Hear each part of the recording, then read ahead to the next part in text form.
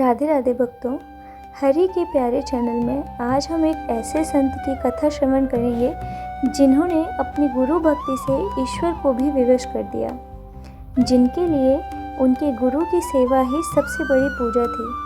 चलिए आज गोलोकवासी श्री विट्ठल विपुल देव जी के चरणों में अपनी हाजिरी लगाते हैं और जानते हैं कि उनके जीवन का वो प्रसंग जब बिहारी जी ने स्वयं उनकी परीक्षा ली थी।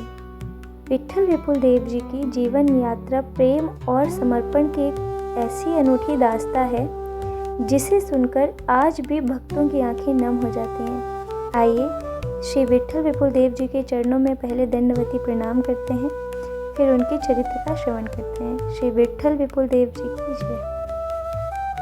यह कहानी शुरू होती है 1532 ईस्वी में मथुरा के पास राजपुर गांव में। वहाँ एक बालक ने जन्म लिया जिसका नाम रखा गया विट्ठल विपुल। यह कोई साधारण बालक नहीं थे। जब दूसरों के बच्चे खिलौनों से खेलते थे, विट्ठल एकांत में बैठकर किसी अज्ञात आनंद में डूबे रहते थे। उनके चचेरे भाई थे स्वामी हरदास जी, जो संगीत और भक्ति के साक्षात अवतार थे। जैसे जैसे विट्ठल बड़े हुए, उनके मन में संसार के प्रति वैराग्य बढ़ता गया। 30 साल की उम्र में उन्होंने सब छोड़ देने का फैसला किया। वे अपने भाई स्वामी श्री हरदास जी के पास पहुँचे।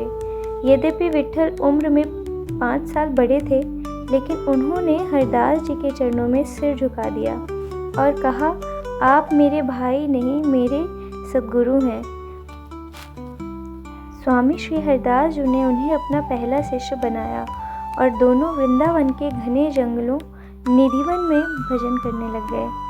सालों बीत गए, दोनों ने साथ मिलकर श्री कृष्ण की सेवा की। फिर वह दुखद घड़ी आई जब स्वामी श्री हरदास जी ने अपना देह त्याग कर निकुंज दिव्यलोक की ओर प्रस्थान किया। विट्ठल विपुल देव जी के लिए यह वज्रपात जैसा था।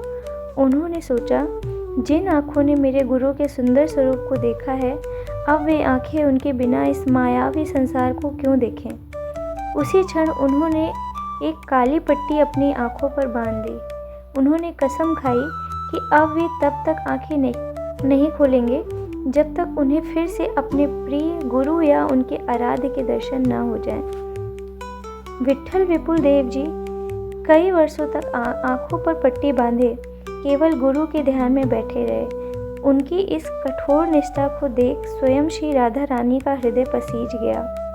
एक दिन जब निधिवन में संतों ने दिव्य समाज गायन शुरू किया, तो स्वयं राधा रानी वहां प्रकट हुई। उन्होंने मधुर स्वर में विट्ठल जी को पुकारा, विट्ठल अपनी आंखें खोलो, देखो मैं तुम्हारे सामने खड़ी हूँ। लेकिन विट्ठल जी ने उत्तर दिया, हे किशोरी जी, मुझे क्षमा करें।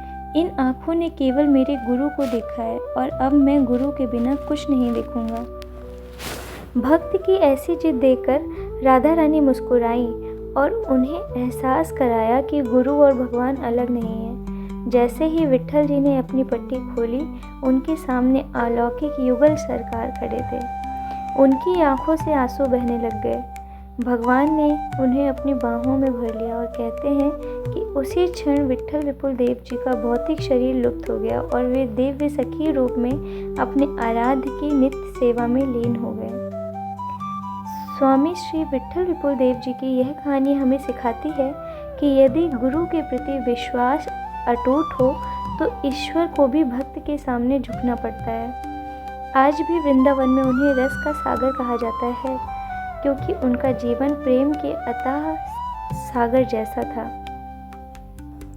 भक्ति मार्ग पर चलना कठिन है, लेकिन विट्ठल विपुल देव जी का चरित्र हमें सिखाता है कि सहज रहकर गोविंद को कैसे पाया जा सकता है। श्री विट्ठल विपुल देव जी की जय हो। सभी संतन के चरणों में दंडवत प्रणाम। कुंज बिहारी श्री हरदास।